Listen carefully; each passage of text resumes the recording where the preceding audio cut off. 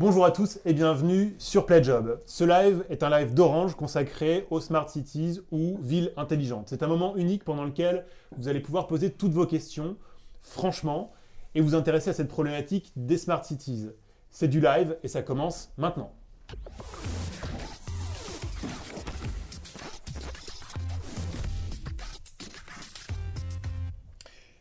Nathalie Leboucher, vous êtes la directrice du programme Smart Cities chez Orange Business Services. Jean-Pierre Cornu, vous êtes directeur général adjoint de SIA Partner. Bonsoir à tous les deux. Bonsoir. Je précise que vous êtes deux, mais qu'en fait vous êtes trois et que Catherine Koch, qui est responsable de la prospective emploi et compétences France chez Orange Business Services, nous rejoindra dans un deuxième temps. On vous laisse une minute pour nous expliquer la problématique de ce soir. C'est la minute corporate.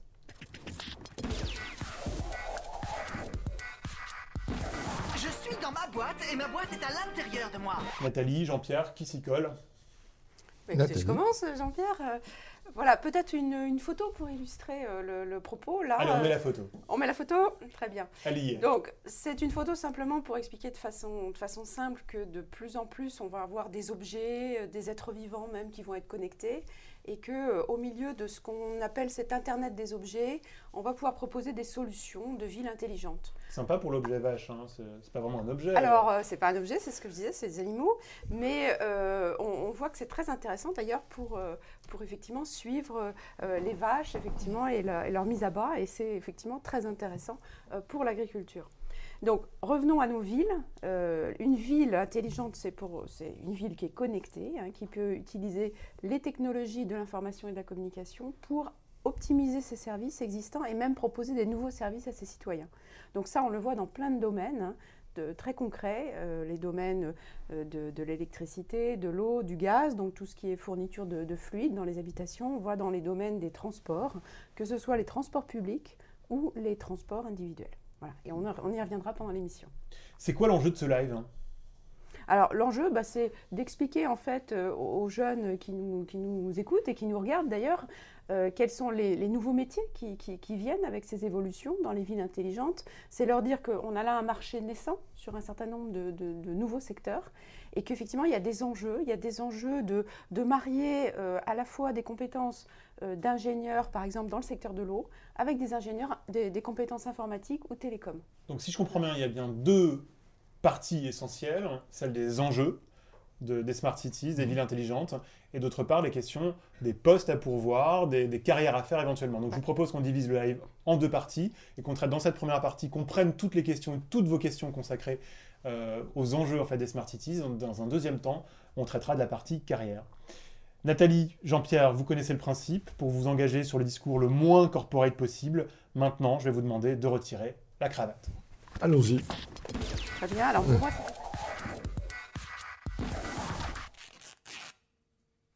Voilà, celle de Nathalie est déjà dans la boîte. Il ne reste plus que Jean-Pierre. Hop, on est dans la boîte. Et voilà. Alors, on est mieux maintenant, non? Je vous laisse découvrir la première question qui est arrivée. Je vous invite tous à poser toutes vos questions à Nathalie et à Jean-Pierre qui sont à votre entière disposition pendant une demi-heure.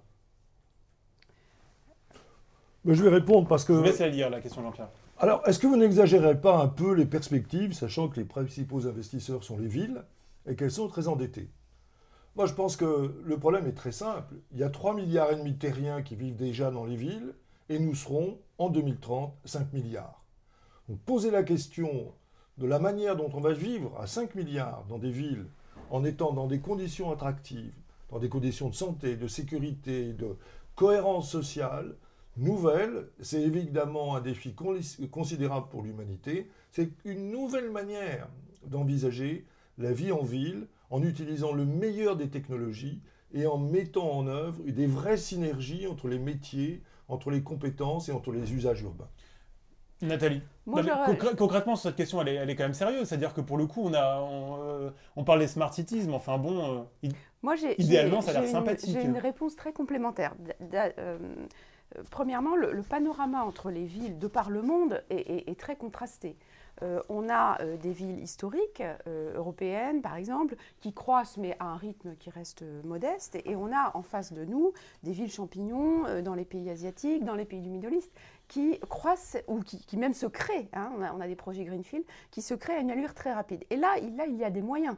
Là, on a des investisseurs, que ce soit dans les pays du Golfe, que ce soit en Asie, il y a des besoins énormes, en Chine par exemple. Donc vous pensez qu'il y a une rupture, il n'y a pas les mêmes... Il n'y a pas les mêmes problématiques à résoudre.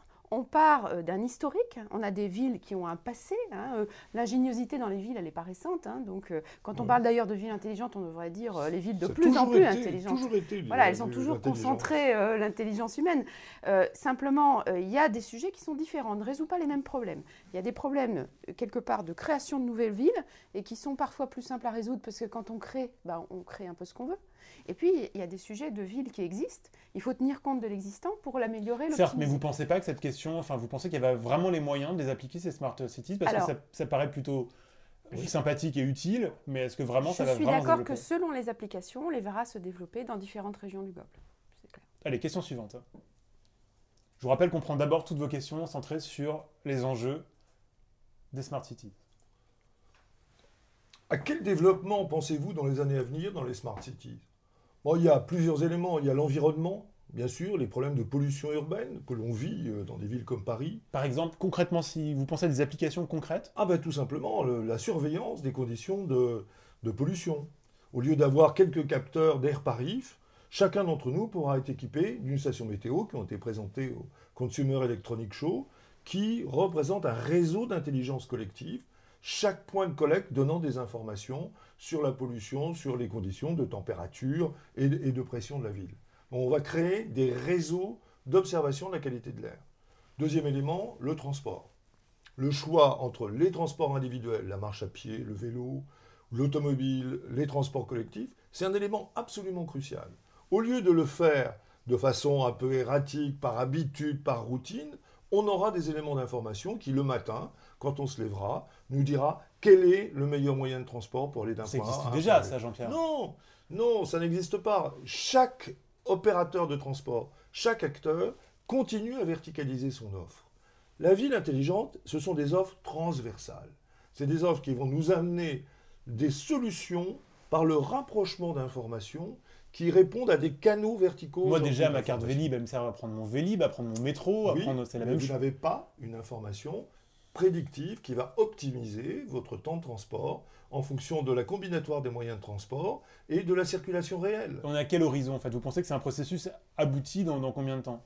C'est très proche. On a déjà des bribes de cette infrastructure technologique. On a les capteurs. Ce qui manque, c'est encore la volonté des acteurs de mettre tous ces éléments ensemble, une normalisation et une interopérabilité. Ça veut dire que vous êtes dépendant de décisions plus ou moins politiques? Pas du tout.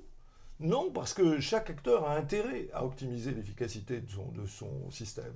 L'efficacité de la rue, et ça c'est les collectivités territoriales, l'efficacité des transports publics, pour que tout le monde ne se précipite pas à la même heure, aux mêmes endroits. Donc le lissage de la fréquentation des infrastructures, c'est un intérêt collectif. Chaque acteur y a intérêt. Mais aujourd'hui, les informations n'étaient pas capitalisées et partagées. Moi, je vais vous donner 3 exemples très concrets. Peut-être on peut commencer par une photo. Hein, j'en parle d'autant plus volontiers. Vous faites référence à quelle photo? Alors, Autolib, par exemple. Allez, donc, la question, c'était quels sont les développements qu'on va avoir dans les années à venir. Je pense qu'en fait, il faut déjà se rendre compte qu'il y a des développements actuels. Autolib, c'est un projet, ça appartient à la catégorie des villes intelligentes. Ça mélange, je dirais, du transport, ça mélange beaucoup d'IT, hein, puisqu'il y a la gestion des bornes, il y a la gestion également des emplacements. Hein, c'est un peu l'objet de la question qui suit, en fait. Donc, je permets de rebondir, Nathalie, sur la question qui suit, la question qui passe, là, en oui, fait. Alors, si vous permettez, Jean-Pierre, j'aurais juste aimé terminer sur la question d'avant, parce que je pense que parce qu'il faut qu'on avance, en fait. Et ma question, si vous voulez bien, Nathalie, je rebondis dessus, parce qu'on peut la traiter en même temps. Est-ce que c'est pas avant tout une question de mobilité, en fait? Est-ce que plus que Tout à fait. Alors, j'avais 2 exemples, justement, dans la mobilité. J'en avais un 3e dans les compteurs intelligents. Le premier exemple, c'est Autolib. Le deuxième exemple, c'est Airlink. On a également une photo. C'est vous dire qu'aujourd'hui, sur l'Europe, il y a à peu près 4% de voitures individuelles connectées et que demain, il y en aura beaucoup plus. Hein. Nous, par exemple, on travaille avec des grands constructeurs. Dans les prochaines gammes de véhicules, on aura effectivement des voitures connectées de façon beaucoup plus systématique et ce sera un élément différenciant entre les constructeurs automobiles. Et je précise bien, en dépit de la crise que vit le secteur. Donc on voit bien qu'en dépit de ces crises-là, il y a quand même des différenciations par l'innovation qui resteront. 3e exemple, et donc ce n'est pas un sujet de mobilité là, c'est le sujet des compteurs intelligents et globalement de tous ces réseaux qui permettent de remonter des données. Jean-Pierre l'a mentionné, des données de capteurs environnementaux par exemple, qui permettront de mieux suivre la pollution, et des données de compteurs d'eau, de compteurs d'électricité qui vont permettre de faire des économies, de prendre conscience de sa consommation. Et là-dessus, si on a le temps, on a un petit animatique, mais voilà. Vous voulez qu'on le passe maintenant? Par exemple. Allez, on le passe maintenant. On passe le premier animatique.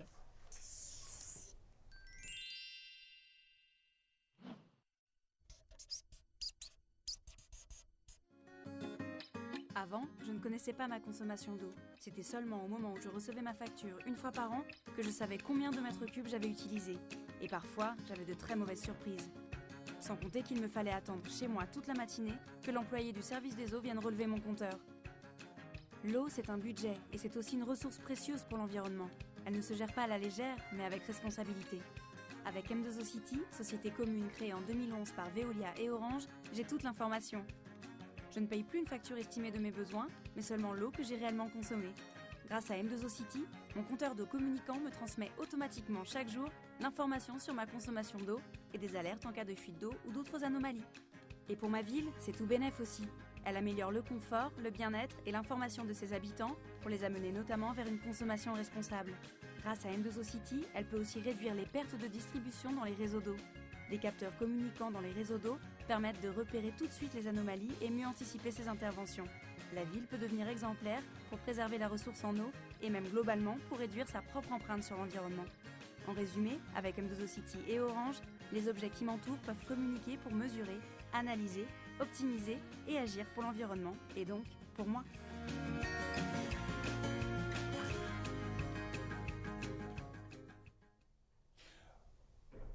On passe à la question suivante. La question suivante. Smart City, n'est-ce pas un regroupement un peu large de tout et n'importe quoi? Question extrêmement pertinente. Quand je suis arrivée sur le sujet il y a 1 an et demi, je me suis posé la même question. Je dirais qu'effectivement, ça peut être un peu tout et n'importe quoi, mais il y a quand même c'est-à-dire que c'est un ensemble de solutions, et comme l'a rappelé Jean-Pierre, c'est également des solutions qui mettent ensemble différents silos qui ne se parlaient pas avant.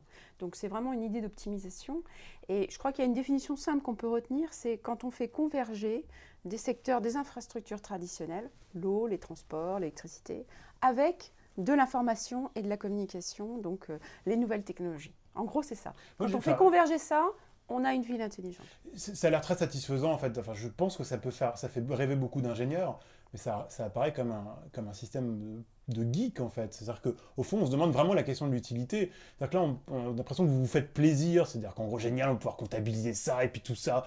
C'est assez effrayant, d'ailleurs, en fait, de comptabiliser tout ça. Enfin, d'un point de vue humain, j'ai pas encore entendu parler de l'homme, en fait, pour l'instant. C'est un peu flippant quand même, non? Écoutez, non, la ville, on le disait, la ville a toujours été intelligente. C'était un rassemblement de gens qui ont échangé, qui ont construit les marchands, les artisans, les banquiers. La démocratie est née dans les villes. Il y a eu depuis l'origine de l'humanité, depuis le néolithique, la ville a été un ferment de créativité et d'intelligence. Aujourd'hui, qu'est-ce qu'on fait? On fait la même chose, mais en rajoutant un substrat d'intelligence collective dans les réseaux et dans les systèmes d'information. On ne change pas la nature de la ville, on l'amplifie. On lui donne des réponses nouvelles, parce que la technologie le permet, à des problèmes anciens. Les encombrements de Paris, ça date pas d'hier. Sauf que hier, on n'avait pas tellement de moyens d'analyse et de régulation. Qu'est-ce qui ferait flipper dans ce modèle? C'est Big Brother, c'est le vieux fantasme. Ah bon, on n'est pas loin là, quand des même, gens Jean-Pierre. qui contrôlent tout. Non, parce que ce système donne de la liberté individuelle. Est-ce que vous trouvez que c'est pas flippant que tous les jours, à la même heure, à 8 heures du matin, il y ait des dizaines de milliers, des centaines de milliers de gens qui prennent le même chemin, la même route, encombrent les infrastructures, encombrent les transports publics? Ça crée de la tension, ça crée de la pollution, ça crée de l'énervement et de la perte de liberté. Le système de la Smart City redonne à chacun d'entre nous, en tant que citoyen, en tant que producteur, le moyen de faire des choix éclairés. Les choix éclairés, c'est la vraie liberté. Et la Smart City, c'est une somme d'outils qui vont permettre à chacun d'entre nous, quoi qu'il fasse, de pouvoir tirer la quintessence de la ville, C'est-à-dire cette intelligence C'est un choix collective. éclairé ou c'est un choix qui est déjà fait? Parce qu'on a Mais l'impression pas dans du ce que vous tout. dites que le choix est déjà Non, fait. il n'est pas On fait. vous propose la meilleure solution pour... Non, on vous donne des outils d'analyse et de raisonnement vous permettant individuellement, en fonction de vos goûts, de vos intérêts, de choisir et d'optimiser vos propres choix. On ne va pas faire des choix globaux pour l'ensemble des citoyens d'une ville. On va donner aux éléments, à chacun, de l'intelligence leur permettant de faire des meilleurs Je choix. vois, Nathalie, que je ne suis pas le seul à pouvoir poser ce genre de questions. Je vais laisser la question suivante, vous allez pouvoir rebondir dessus, j'imagine. Oui, la question suivante. Donc, une ville ne serait smart que parce que, enfin, que grâce à l'intelligence artificielle et l'intelligence sociale. Alors, je voudrais répondre à ce point-là, mais aussi au point précédent. Est-ce que finalement, c'est de l'histoire de geek? Est-ce que c'est du techno-push? Finalement, on a des industriels qui vont nous forcer à prendre des solutions dont les citoyens ne voudraient pas. D'abord, je voudrais rappeler que, Dieu merci, en France, on a des élus. Ce sont les élus qui choisissent les projets qu'ils mettent en œuvre dans les villes. Donc nous, on répond par exemple à des appels d'offres, on est force de proposition, ensuite les élus choisissent. Et c'est bien normal parce que les élus ont le pouvoir par les citoyens. Donc la ville intelligente n'est pas du tout une remise en cause du pouvoir des élus. J'ai moi-même été élue précédemment. Donc c'est vraiment... Et de toute façon, comme on le disait précédemment, les villes ne vont acheter ces projets que si elles ont un réel intérêt pour les citoyens. La question qui est derrière ça, j'imagine, si je la relève bien en tout cas, c'est que l'intelligence, enfin, ce n'est plus notre propre intelligence non plus qui fonctionne. Il y a des choses qui fonctionnent pour nous, c'est pas forcément nous qui prenons tout de suite la décision. Et la ville, c'est aussi une intelligence entre les gens. Au final, c'est une culture de la performance. Il faut que tout soit performant. Et l'intelligence sociale, c'est pas que de la performance. La ville intelligente, c'est aussi la mise en relation des gens. Oui. C'est la mise en relation, par exemple, de différents systèmes pour de l'information multimodale. Est-ce que moi, en tant que citoyen, ça m'intéresse effectivement de savoir que pour aller d'un point A à B, du sud au nord de Paris, je peux optimiser mon parcours et qu'est-ce qu'on peut me conseiller? Et là, j'ai un outil très simple. C'est vrai que le smartphone, c'est un peu devenu l'outil assez basique de tout le monde. Vous pensez que ce sera l'outil on va persévérer dans cet outil? Je pense que oui, la tendance, elle est là. En tant qu'opérateur télécom, on le voit. Dit-il en appuyant sur son iPad. Ça, c'est un choix. Je pense que les étudiants qui nous écoutent ont tous certainement une tablette, un smartphone, etc. Et ils aiment tous être en relation avec leurs amis avec ce smartphone. Est-ce qu'aujourd'hui, on peut dire que Facebook rompt le lien social ou au contraire en crée? Moi, je ne sais pas. Chacun a la liberté de répondre à ce sujet. Alors, la question posée, c'est de savoir où sont les principaux marchés. Les pays développés ou les pays nouveaux? Vous l'avez dit tout à l'heure. Est-ce que où sont les principaux marchés? Je crois que les réponses sont différenciées en fait. Il y a des projets différents qu'on peut faire dans des pays nouveaux, où d'ailleurs il y a des régimes qui sont aussi différents, où le citoyen ne construit peut-être pas de la même façon la ville que nous dans nos pays. Et il y a des réponses différentes avec des marchés différents dans nos pays développés, effectivement. Moi, je Parce qu'on parle de l'existant. J'ai l'impression d'avoir une réponse un peu à la normande, Nathalie. Ah, mais je suis normande. Oh, vous génial. avez tout trouvé. Je suis un normande. vrai détecteur de normande. Donc, en fait, non, okay, mais je suis aussi assez directe, assez claire. C'est-à-dire que là, si vraiment je me pose la question de où est-ce que je dois me positionner... On n'a pas les mêmes marchés. Je donne un exemple. Aujourd'hui, nous avions eu des exemples de villes nouvelles dans les années 70, effectivement, en France. Mais aujourd'hui, c'est assez rare. On ne construit pas des nouvelles villes de nulle part. On a des villes qui ont une âme dans nos pays, en Europe, dans les pays qui sont déjà existants. Donc on transforme de l'existant.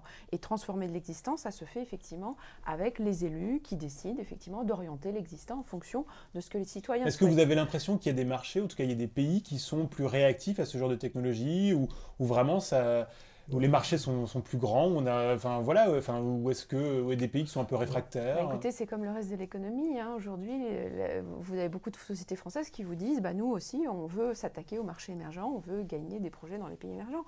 Donc, bien entendu, les industries françaises doivent être suffisamment solides dans ces domaines pour pouvoir non seulement répondre aux besoins du marché français, mais également aller sur les marchés et créer des emplois. Parce que c'est ça dont on parle. On parle de créer des emplois dans le domaine des villes intelligentes pour servir des marchés français ou mondiaux. On aime bien vous mettre dans la polémique ce soir. Question suivante. Bon, à quoi sert une smart city à part rendre les gens encore plus dépendants? Moi, ma réponse est franchement au contraire de ça. Je pense qu'on est très dépendant quand on n'a pas d'informations individualisées pour prendre les meilleures décisions possibles, dans tous les domaines. Et si demain, je vous enlève votre smartphone, vous êtes capable de quoi, du coup? Parce que vous n'avez plus de conscience de l'environnement et vous êtes... Non, mais c'est une caricature. Parce que de toute façon, mon smartphone, c'est un outil comme les autres. On le remplacera par un boulier, si vous voulez. Ce n'est pas le sujet. Le sujet, c'est de dire, on est des milliards d'êtres humains à devoir vivre dans des villes. 5 milliards de terriens. Comment on fait? Est-ce qu'on fait à l'ancienne, en s'entassant dans des villes insalubres, avec de la pollution, avec de la criminalité? Ou est-ce qu'on essaye d'anticiper ces problèmes en créant de l'intelligence collective? Le traitement de l'eau, le traitement des déchets, le problème de l'énergie, le problème de la mobilité, le problème du commerce, le problème de la criminalité. Ça crée de la dépendance. L'individu seul, comme c'était le cas dans les villes médiévales, face à ces problèmes-là, se sent extrêmement désarmé. En mettant de l'intelligence collective, en partageant les informations, en utilisant le phénomène d'open data, dont on n'a pas parlé, qui est un élément absolument constitutif de la ville intelligente, on va répartir l'intelligence qui, auparavant, n'appartenait qu'à une petite minorité. On va donc créer le cadre de décision individualisée, rendant les gens plus libres. Parce que vivre en ville, c'est Vous mettez complètement en porte-à-faux par rapport à cette question. Comment? Vous mettez complètement en porte-à-faux par rapport à par rapport à la question qui est posée, vraiment? Non, je me mets pas en porte-à-faux. Je dis que l'intelligence collective, comme l'intelligence tout court, ça rend les gens moins dépendants. D'accord, donc c'est vraiment typiquement Alors moi, le je contraire. vais en fait. prendre Absolument. le contre-pied de la réponse de Jean-Pierre, mais je pense qu'on se complète. C'est que, bon, je vois, j'ai des adolescents. Hein, bon, c'est vrai que les jeux vidéo, le téléphone portable, c'est une dépendance. Bon, et même pour nous, professionnels, quand on a ces emails le soir, quand on reçoit des SMS, on a tout de suite envie d'y répondre. Hein, il y a une analyse qui montre que les gens, pour les SMS, ont une durée de réponse extrêmement fine, je ne saurais plus vous dire exactement laquelle, mais extrêmement courte, parce qu'on se sent dans l'urgence. On se Regarde dit, sa messagerie 200 fois par jour. si je reçois un SMS, c'est que c'est urgent et je dois répondre tout de suite, encore plus que les emails. Ouais. Donc effectivement, moi, pour aller dans le sens de la question, oui, peut y avoir un phénomène de dépendance aux nouvelles technologies, ça c'est clair, et de temps en temps, si je pouvais enlever les PC, les jeux vidéo chez moi, je le ferais. Bon, à l'inverse, il faut savoir consommer de tout de façon raisonnable, et il faut savoir aussi, Le poison, effectivement, c'est la dose. se passer de son téléphone portable et peut-être pas dormir avec. Voilà. Alors, question suivante. Où en est-on dans les réseaux de capteurs sans fil? Eh bien justement, tout à l'heure, on a montré un exemple sur les compteurs d'eau, hein, où justement, là, on a un lien avec un réseau radio. Alors, je ne vais peut-être pas rentrer dans le débat technologique ce soir, je ne sais pas si c'est le propos, mais juste pour dire de façon très simple qu'on utilise effectivement différents types de réseaux télécoms pour connecter différentes sortes de capteurs. Hein, voilà. Donc, on a à notre disposition un certain nombre d'outils. Et on peut utiliser du GSM, on peut utiliser du réseau radio pour effectivement avoir ces réseaux de capteurs sans fil. Alors il y a un très bel exemple, c'est le suivi du trafic routier par la traçabilité des téléphones portables. Comme tout le monde aujourd'hui est équipé d'un téléphone portable, il suffit de voir le nombre de téléphones portables pour savoir, dans une rue, pour savoir si elle est encombrée ou non. C'est très simple, c'est très intelligent, ça marche et ça sert à tout le monde. Et c'est pas intrusif. Oui, là je précise que nous, effectivement, au niveau d'Orange, on travaille sur ce type de projet, c'est totalement anonymisé. Hein, donc sûr. en fait, et ça permet d'avoir effectivement une bien meilleure gestion du trafic sur les routes. Quels sont selon vous les grands défis et risques dans la mise en œuvre des smart cities en France? Dans la Alors, mise en œuvre. Dans la mise en œuvre, oui, oui. Alors les grands défis, évidemment, c'est le financement. Ah bon, on y revient. Non, mais bien sûr, parce que ça suppose un Ce sont investissement. forcément les villes, ce sont forcément des deniers publics. Non, c'est de l'initiative privée comme de l'initiative publique. Mettre de l'intelligence dans la voiture, c'est pas l'État qui paye, hein, c'est les constructeurs automobiles et les opérateurs de télécom. Donc il y a un problème de financement, mais pour moi, le grand défi, c'est la mise en cohérence des stratégies d'acteurs. On a massivement verticalisé dans le développement économique. Aujourd'hui, il faut transversaliser. Il faut que l'intelligence de la RATP alimente la SNCF, alimente Vélib, alimente Autolib, alimente Orange. Mais est-ce que c'est forcément l'intérêt des acteurs pris individuellement? Oui, parce Est-ce qu'ils l'ont compris? que le monde de l'Internet, c'est créer de l'intelligence collective. Plus personne, ni un opérateur de transport public, ni un opérateur de télécom ne peut résoudre des problèmes systémiques complexes tout seul. Il est obligé de faire appel aux autres. Donc la création de nappes d'interopérabilité entre les différents acteurs enrichit la valeur du réseau. Aujourd'hui, on sait bien que ce qui fait la force d'une ville, c'est que c'est un réseau natif. Et plus on met de l'intelligence dans le réseau, plus on crée de l'intelligence pour résoudre des problèmes nouveaux. J'enchaîne un peu avant de passer à la question suivante sur les défis. On a parlé du financement. Globalement, c'est le modèle d'affaires, hein, c'est le business model hein, qui pose problème. Il y a certaines solutions qui sont très intéressantes, mais pour lesquelles on ne trouve pas de modèle. Exemple. C'est-à-dire, par exemple, l'information multimodale. On se dit, c'est une information très utile. Elle est utile à tout le monde. Mais qui va la payer? Aujourd'hui, les transports publics sont à peu près... L'usager final paie à peu près un tiers du coût du transport public. Voilà. Donc, il n'a pas du tout envie de payer plus pour avoir cette information multimodale.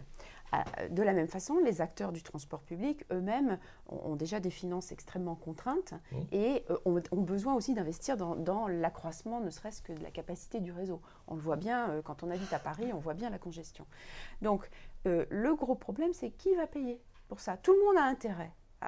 Et surtout l'usager final. Chez OBS, vous n'avez pas trouvé les clients? Vous n'arrivez pas toujours à trouver les clients? Alors, je le dis très clairement, bien sûr, il y a des solutions qui existent techniquement, qui existent, mais qui ne trouvent pas encore aujourd'hui de modèle d'affaires. Le gros problème, c'est le modèle d'affaires. La question suivante, assez longue, donc est-ce qu'un projet qui permettrait, grâce aux nouvelles technologies, de transformer le temps passif des transports en temps actif, culture, consommation, art, rentre dans le cadre de ce qu'on appelle Smart City, quand bien même cela ne permet pas directement une amélioration? Alors là, je réponds oui à 100%.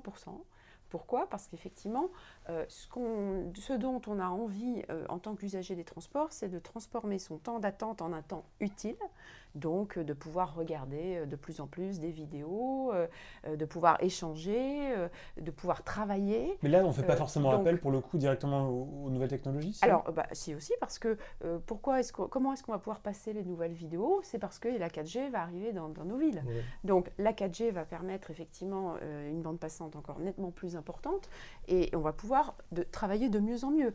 Les nouvelles technologies, si je donne un autre exemple, nous, chez Orange, on a équipé un certain nombre de TGV de la SNCF avec des solutions d'Internet à bord. Ça, c'est bien un exemple concret qu'on peut continuer à travailler ou à se divertir dans le train avec une très très bonne connexion qu'on n'a pas si on n'installe pas ce type de système. Donc, le temps, effectivement, d'attente devient un temps utile, un temps de loisir. Et l'autre point très important, comme on le soulignait, c'est la fiabilité du temps.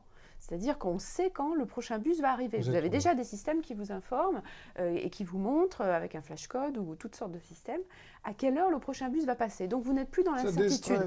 Vous pouvez vous organiser, vous pouvez vous déstresser et vous dire « Mon rendez-vous, je ne serai pas en retard parce que le bus va passer dans 3 minutes. » Voilà. Donc c'est effectivement, c'est rendre le temps, le déstresser et le rendre plus utile. Donc oui. Jean-Pierre, on arrive à la fin de votre moment, puisque vous allez être remplacé dans quelques instants par Catherine Coq. On vous laisse un dernier mot. Non, mais je pense que... je vais répondre à cette question. Quelles innovations attendues dans les 10 ans?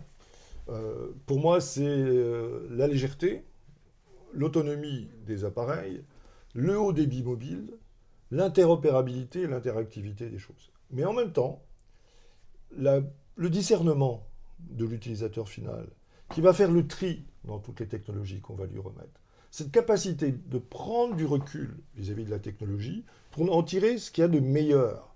Et pas simplement la gadgetisation ou le côté un peu... C'est important que vous parliez de ce discernement, parce que finalement, il paraît relativement absent. On a insisté dessus tout à l'heure, mais pour vous, il n'y a pas du tout de disparition de discernement? Non, je pense qu'il y a même un enrichissement. On travaille, vous avez vu le rapport de l'Académie des sciences sur les nouvelles technologies qui est sorti la semaine dernière, où on montre bien qu'il y a une très forte complémentarité entre les outils classiques d'apprentissage et les outils modernes. On ne va pas opposer le nouveau monde et l'ancien monde, on va les combiner. Internet ne supprime pas le livre. Demain, le fait d'avoir la 4G dans le TGV ou dans le métro vous empêchera pas de lire un bon vieux journal papier si vous en avez envie. Moi, je pense que le discernement s'éduque. Il est dans le choix, il est dans la pertinence de l'adaptation de l'outil à son besoin du moment. Et c'est ce qui va faire une société équilibrée. On va prendre le meilleur de tous les mondes et on va le faire intelligemment. Et la ville est le creuset dans lequel ces choix vont s'exprimer. À la fois pour rendre les gens plus confortables dans leur rôle de citoyens et d'acteurs de la ville, mais aussi en diminuant le poids des contraintes sociales, urbaines, notamment l'environnement. Parce que ça, c'est véritablement un problème sérieux et grave. Vous savez que la France se fait régulièrement alpaguer par la Commission européenne sur ce sujet-là.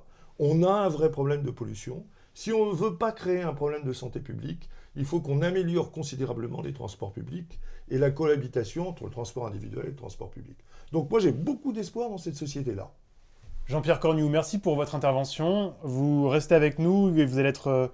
c'est Catherine Coq qui va prendre votre suite dans quelques instants. Je vous propose pendant ce temps-là, puisqu'il nous reste encore une vidéo qu'on n'a pas diffusée. Ouais.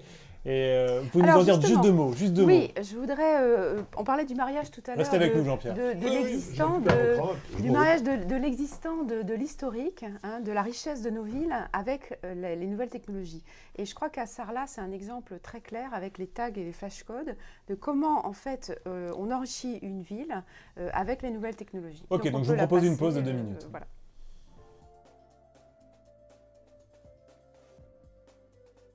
Sarlat voit passer beaucoup de monde, pratiquement 2 millions de touristes par an. Donc ce que nous avons voulu, c'est pouvoir profiter au mieux dans un espace qui est extrêmement restreint, qui est médiéval, qui est protégé, puisque c'est un secteur sauvegardé, de technologies qui nous permettent d'éviter de mettre des pancartes ou des panneaux partout sur des bâtiments qui vont pratiquement du XIe au XVIIIe siècle. Ce dispositif, ce petit tag, donne en fait la parole au monument.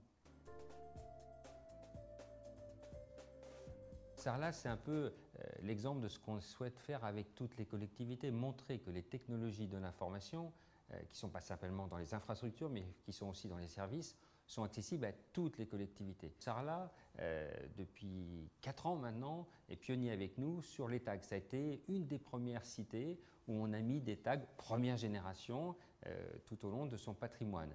Et puis, dès qu'on a eu cette nouveauté, des tags NFC, et bien évidemment, Sarlat s'est dit, je veux garder ma première place, je veux garder mon caractère de ville pionnière, et voilà pourquoi on est passé avec Sarlat sur ces tags NFC.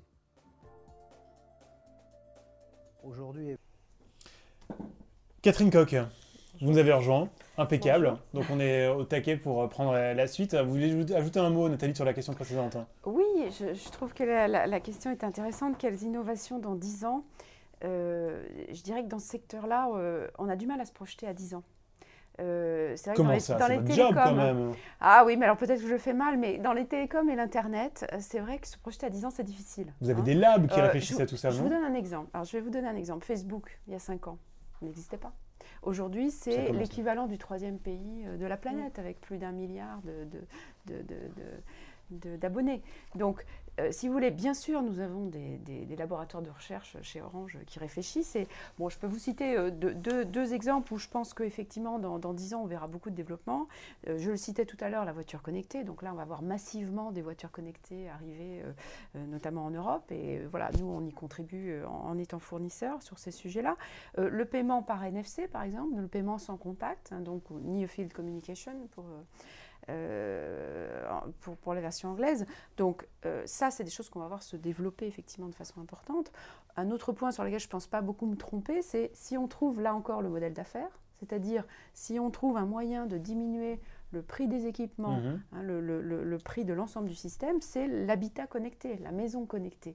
Là, effectivement, on voit que les gens seront sans doute intéressés de pouvoir piloter à distance un certain nombre de Là, le suivre modèle est leur trouvé, non? maison, C'est pas l'individu, etc. c'est pas le consommateur, Donc non? là, le consommateur, la question, c'est la question du pouvoir d'achat. Est-ce que moi, en tant que consommateur, ça m'intéresse de mettre 10 à 15 euros, voire plus par mois, par exemple, ou de payer une somme au départ pour acheter des équipements que je vais mettre dans ma maison et qui me permettront de mieux suivre? Ou est-ce que je vais payer plus cher peut-être mon lave-vaisselle, ma machine à laver pour suivre à distance son fonctionnement, par exemple?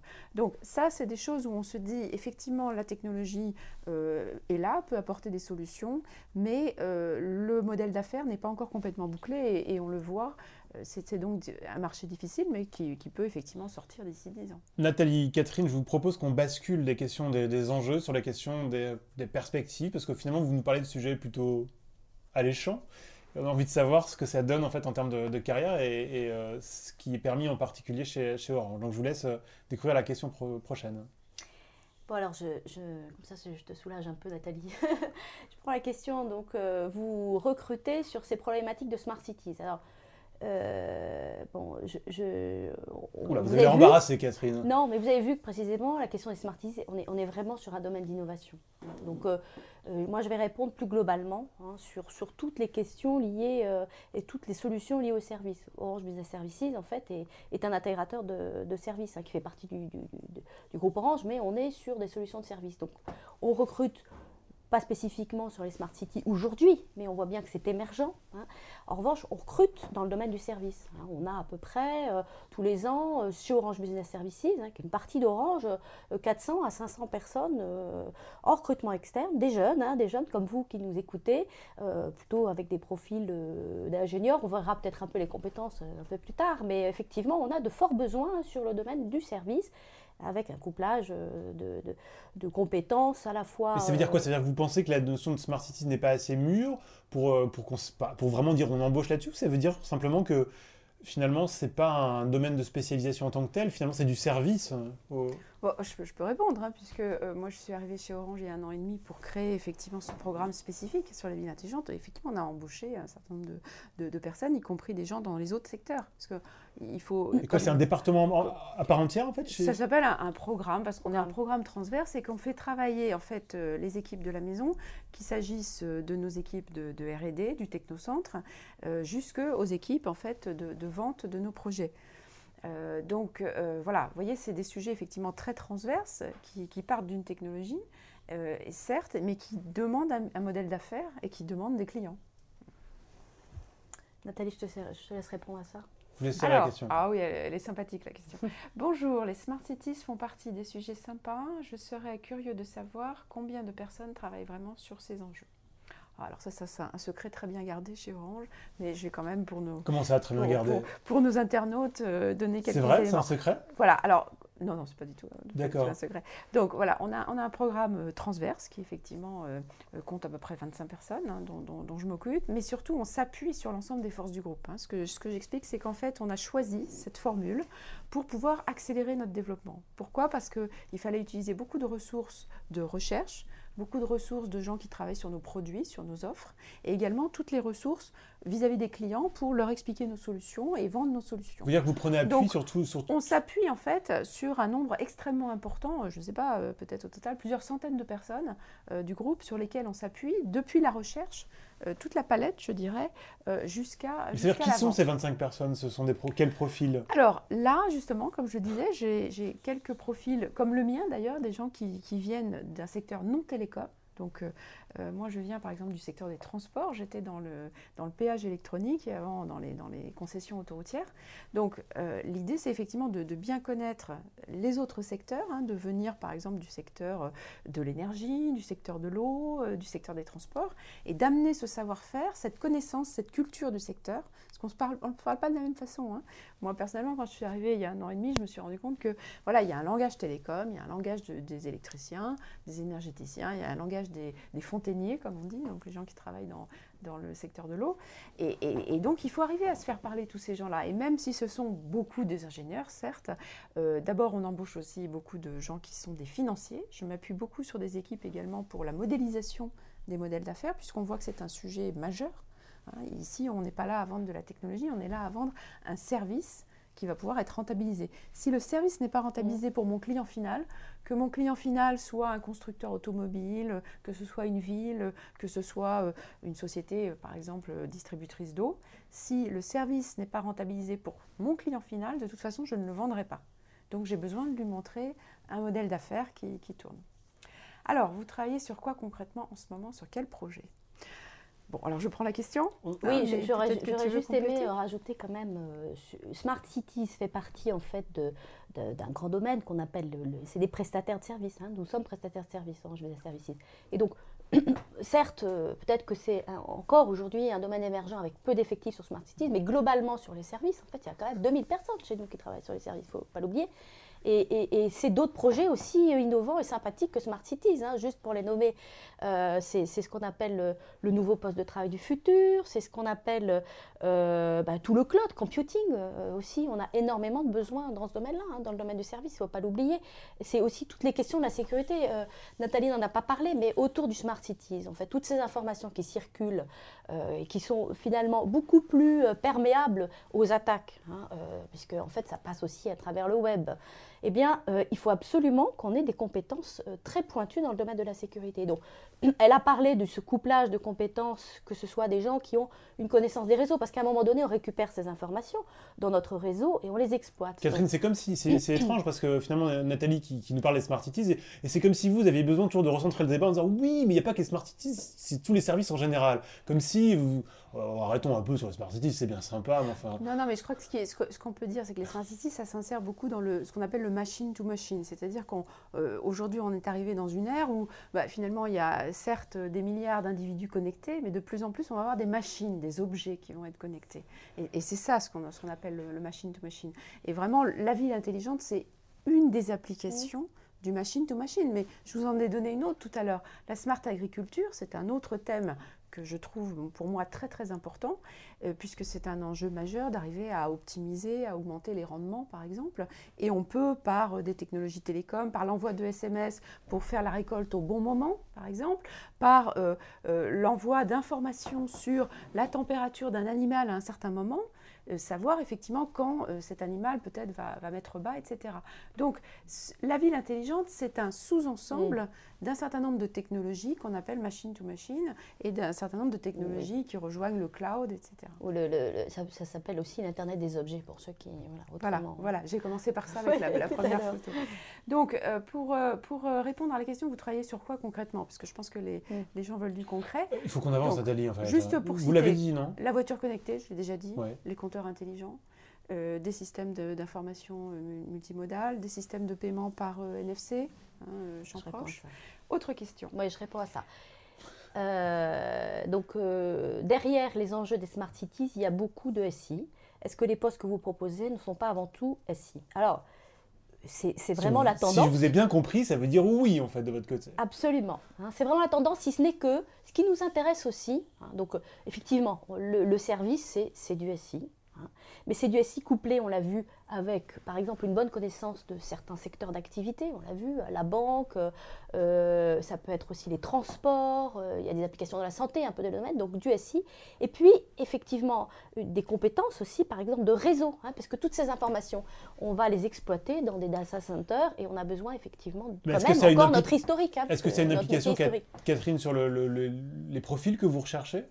Absolument. Ça veut dire que vous cherchez des profils peut-être plus diversifiés, avec des compétences secteurs, on cherche absolument, on cherche des compétences qui couplent ce que je viens de dire, des compétences effectivement bien dans le domaine du SI, soyons clairs, dans le domaine sectoriel, un couplage. Alors c'est très intéressant, s'il y a des étudiants qui nous entendent aujourd'hui et qui s'interrogent sur leur parcours, une double compétence dans le domaine de la santé couplée avec de l'ingénierie, ça c'est des profils qui vont vraiment nous intéresser. Et puis s'ils ont une compétence réseau aussi, parce que là, comme on est opérateur de services, on a toute la palette de services. Voilà. Donc, c'est tout à fait des profils. Je pourrais vous en dire beaucoup plus, parce que c'est un sujet qui me passionne, mais voilà, je m'arrête. Vous avez effectivement passionné. Il va falloir pondre du code, c'est ça la vérité. Oui, alors c'est vrai que l'IT est très important. Je rajouterais quand même que la partie télécom est également très importante. Si on peut remonter des données avec différents réseaux, c'est parce qu'on a des réseaux télécoms, c'est parce que nos ingénieurs des laboratoires de recherche travaillent sur des réseaux spécifiques, innovants, qui sont faits pour un certain nombre d'usages. Et donc la partie IT est très importante, certes, et je crois elle est importante dans tous les domaines aujourd'hui. Mais la partie télécom reste également, c'est ce mariage en fait, télécom, IT et secteur traditionnel qui fait la ville intelligente. La question qui est posée aussi à travers ça, c'est est-ce que, au fond, la notion de Smart City, c'est quelque chose de plutôt alléchant, plutôt intellectuellement plaisant, et vous travaillez sur un sujet qui est plutôt sympathique, il faut l'admettre.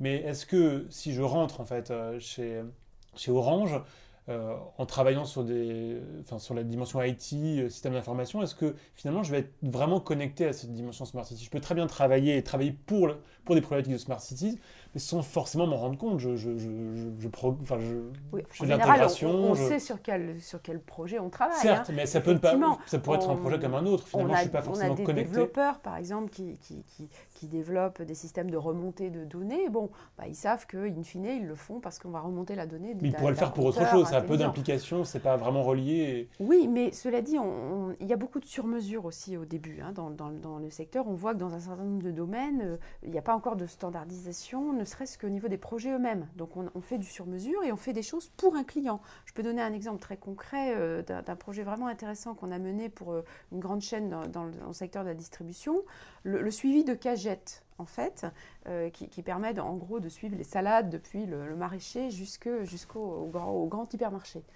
Et comment on fait l'économie de ces cagettes et on les fait tourner parce qu'on leur a mis des puces RFID et qu'on peut les suivre. Bon.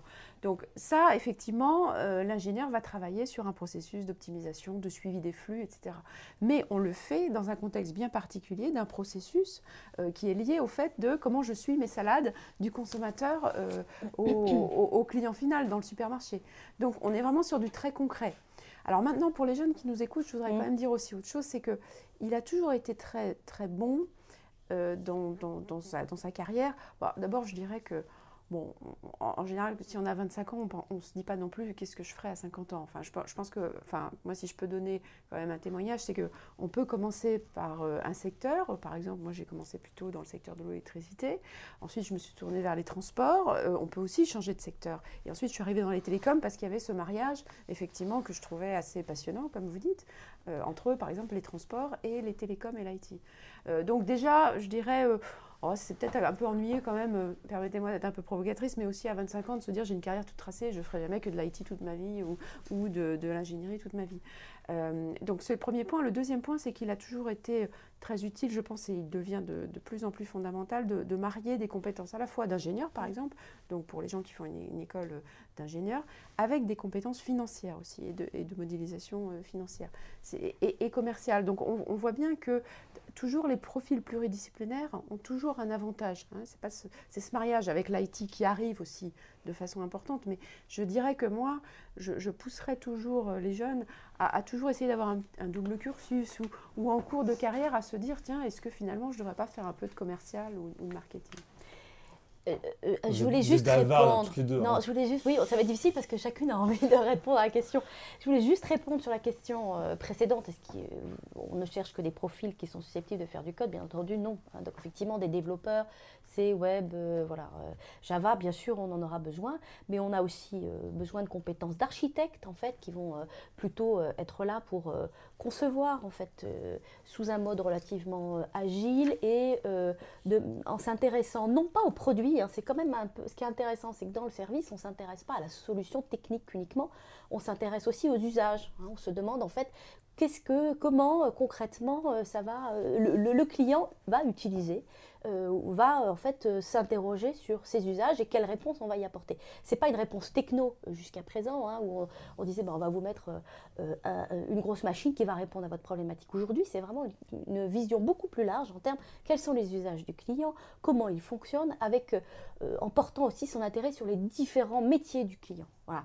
Et ça, je pense que c'est extrêmement important parce que la connaissance qu'on a d'Orange Business Services en particulier n'est pas du tout en fait cet angle-là aujourd'hui. La question, considérez-vous avoir chez Orange de l'avance dans les Smart Cities, sur quoi par exemple ? Vous n'êtes pas les seuls à vous engager dans ce secteur. Non, pas du tout. Et je pense que c'est un des secteurs où il y a énormément de concurrence. Il y a effectivement, et je respecte tout à fait, on a des concurrents très très performants dans un certain nombre de domaines. Je pense que sur certains sujets, par exemple, quand on a utilisé des recherches de nos laboratoires sur les réseaux radio et qu'ensuite on a été capable d'industrialiser ces solutions et d'en faire des projets concrets comme le projet de compteur intelligent d'eau qu'on voyait tout à l'heure et qui est en cours de déploiement dans la région parisienne, d'ailleurs, dans les communes dans 150 communes de la région parisienne. Je crois que là, effectivement, dans certains domaines, on a de l'avance. Dans d'autres, je pense que nos concurrents aussi ont de l'avance. Donc c'est un secteur très concurrentiel et je n'aurais pas du tout la prétention de dire que Orange est en avance sur tous les domaines des Smart Cities. Voilà. Par contre, on fait de notre mieux, effectivement, pour être compétitif et pour surtout défendre aussi l'offre française, non seulement en France, mais également à l'international. Et c'est pour ça qu'il faut qu'on gagne des projets en France, qu'on fasse des choses en France, pour pouvoir effectivement les exporter et créer des emplois chez nous. Parce que les Smart Cities, c'est aussi des emplois du futur. Alors globalement, en fait, sur ces métiers, vous allez dire que chaque fois je parle des services plus globalement, mais Vous il y a lisez la Smart question, City, il y en a Catherine. d'autres, oui. Est-ce qu'il y a des opportunités pour des ingénieurs généralistes sur des postes non techniques, mais de réflexion sur les projets? Bien sûr, enfin, on a besoin plutôt des profils donc, de développeurs, d'architectes, de chefs de projet, voire juniors, hein, puisqu'on a vraiment besoin de jeunes, mais on a aussi besoin de salariés expérimentés. Et puis, ce qui nous intéresse aussi dans le recrutement des jeunes, c'est que, ce que l'a dit Nathalie, c'est qu'on va les faire évoluer au sein de la maison. Donc, on a effectivement aujourd'hui un vrai enjeu d'innovation autour de ces métiers du service. Mais bien entendu, cette maison Orange Business Services, c'est 20 000 personnes en France et à l'international. Orange tout court, c'est 110 000 personnes. Et il y a des opportunités dans l'ensemble du groupe. On fait des mobilités comme on le souhaite extrêmement facilement. On a tous les outils qu'il faut pour ça. Donc, effectivement, ce genre de profil, en fait, avec de la gestion de projet, sur le management de projet, ce sont des compétences que nous recherchons, tout à fait. Et c'est plus que du management de projet, là, Catherine. En fait, on parle aussi de réflexion. Cette réflexion que vous menez sur les business models, etc., Oui. qui s'en occupe? C'est vous, juste, Ah Nathalie? effectivement, c'est un petit peu le rôle du programme, d'essayer de se dire où est-ce qu'on va mettre nos forces. Vous voyez bien que les Smart Cities, comme on l'a vu, c'est toute Et une qui fait cette palette de prospective? solutions. Qui imagine les produits de demain, en fait?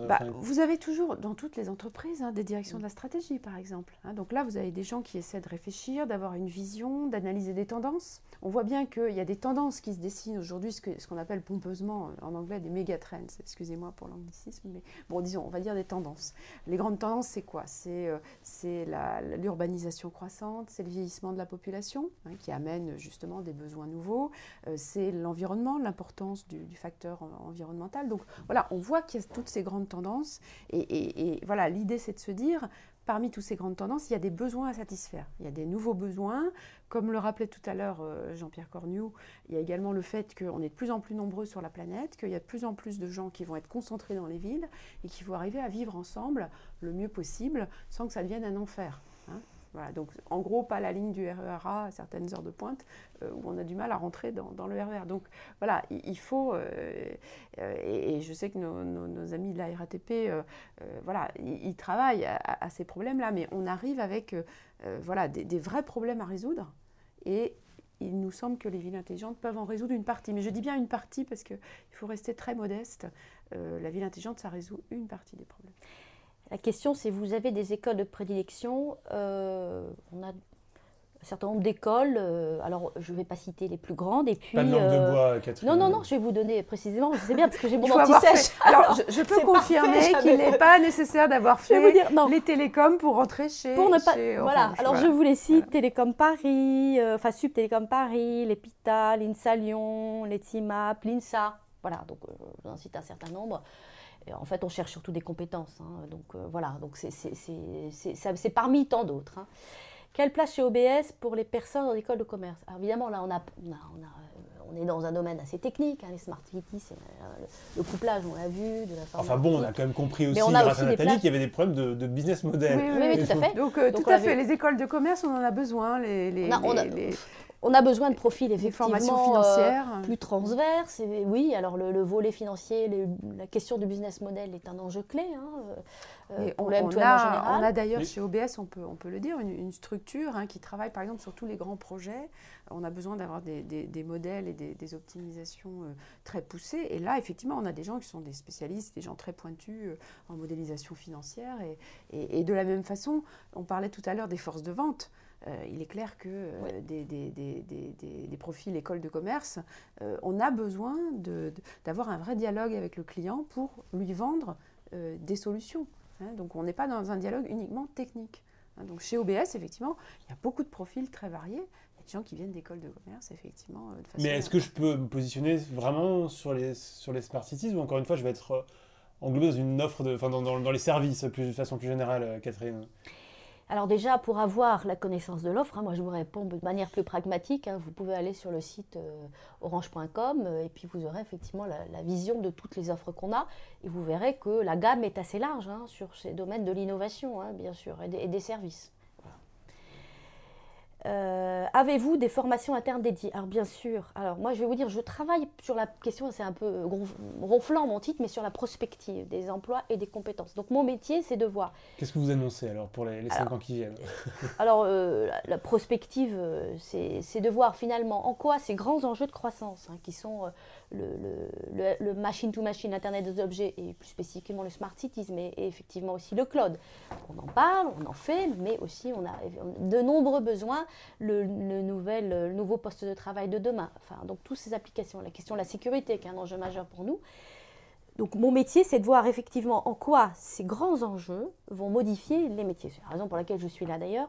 Et qu'est-ce qu'on met en place comme formation? Alors, on a à la fois des formations internes, justement, typiquement sur des compétences liées au cloud computing. On a mis un programme de formation en créant en fait une académie en fait de la formation et on forme en fait nos salariés en interne spécifiquement là-dessus. On a aussi un programme qu'on est en train de réfléchir actuellement sur la sécurité et pour renforcer des compétences autour de la cyberdéfense, parce que ça c'est un enjeu majeur. Il n'y a pas franchement d'offre de formation aujourd'hui, à moins que vos interlocuteurs me le disent, sur la cyberdéfense, la cybersécurité, et on réfléchit aussi à ce type de réponse. On a aussi des formations très spécifiques sur comment aborder, pour répondre à cette question des profils d'école de commerce, nos clients différemment, non plus par une offre de produits techniques, mais en répondant à la question des usages. Moi, Catherine, le dédié, je l'ai compris, à dédié aux Smart Cities.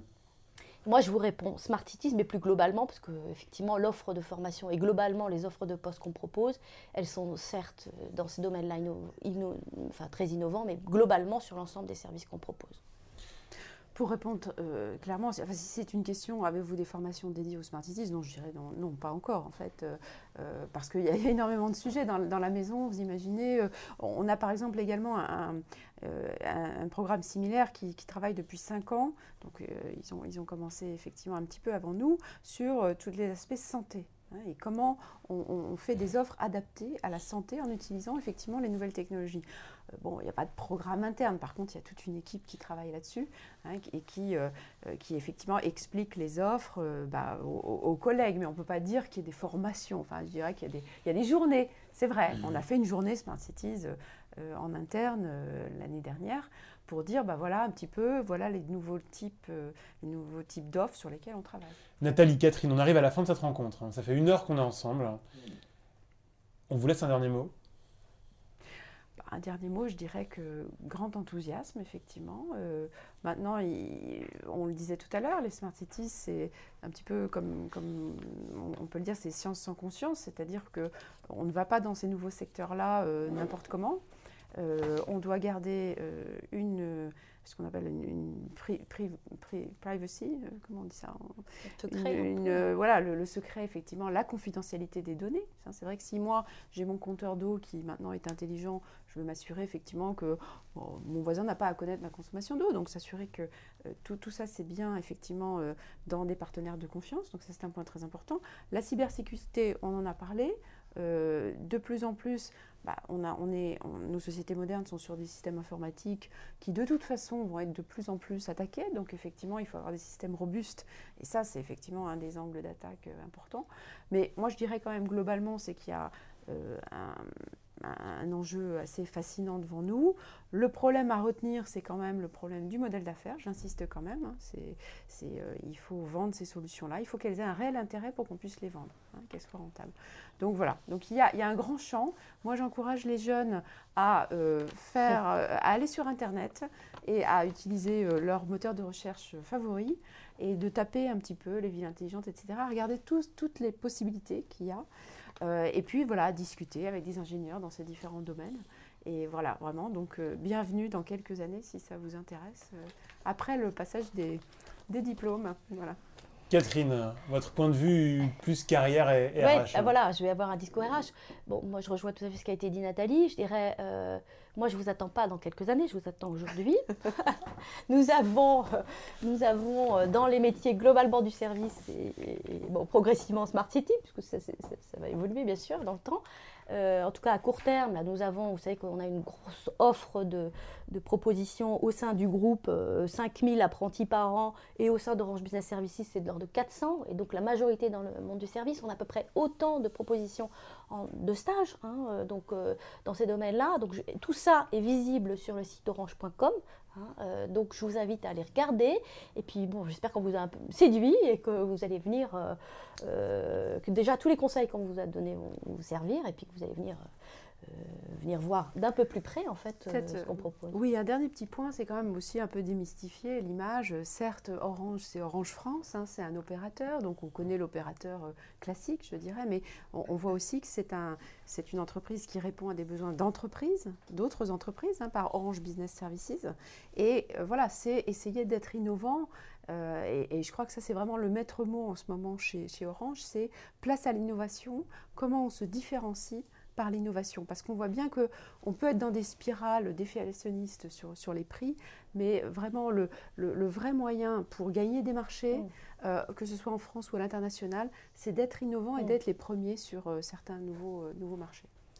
Merci à tous les trois pour votre intervention ce soir sur les Smart Cities. Et on donne évidemment rendez-vous à toutes les personnes intéressées sur leur moteur de recherche favori, comme vous l'avez dit tout à l'heure, Nathalie, mais également et surtout sur le site d'Orange.